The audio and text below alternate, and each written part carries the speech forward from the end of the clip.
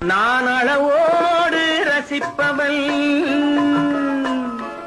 எதையும் அளவின்றி கொடுப்பவன், அன்பின் அழகோடு தழுவி உறவோடு பழகி உயிராக நினைப்பவன்.